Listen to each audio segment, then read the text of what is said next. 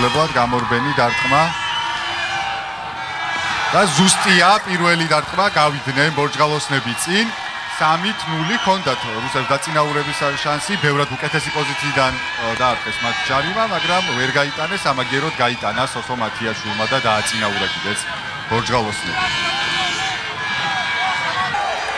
და იძრნენ ბორჯგალოსნები, მიიწევენ წინ, აკონტროლებს ბურთს ბექა გორგაძე და საჯარიმო ლელო 10-3 ტაიმის ბოლო წუთზე ბორჯგალოსნებმა მაინც მოახერხეს მეტოქის დალელოვება.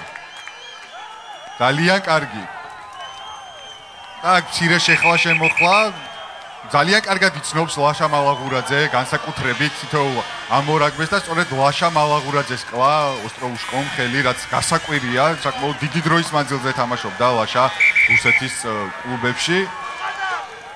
გასაგებია ეს ნებათაღელვა, არ არიან რუსები კმაყოფილები იმით, რომ ბოლო წუთზე გაუშვეს ლელო და წინ გაუშვეს ბორჯგალოსნები 7-ქულიანი უპირატესობით, მაგრამ არ არის საჭირო ნამდვილად ასეთი შეხლა შემოხლა და პროვოკაციები. აი კიდევ ერთხელ ლელოს ეპიზოდი ვიხილოთ ჩვენ. არანაირი შანსი არ ჰქონდათ რუსებს აქ ქართველ მორკინალებთან გამკლავების. მატჩის მთავრობს დაფარება ძალიან ცოტა და ლელო მეორე ლელო ბორჯგალოსნების. სუცკირიძე ახლავთ ლელოს ავტორი ამ ეპიზოდში 15-3.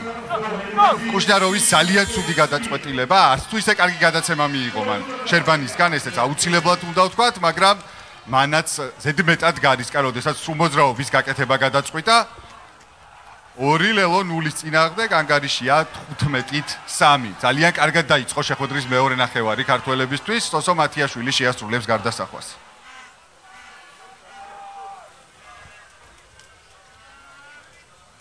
ათამაშა მოდებაძე უფრო სწორედ და ლელო საჯმა მეც დამაბნია, თვითონაც დაიბნა და მოდებაძეც დააბნია რუსებიც და საბოლოო ჯამში ეპიზოდი დასრულდა ისე როგორც უნდა დასრულებულიყო მირიან მოდებაძეს და ბორჯგალოსნების ლელოთი.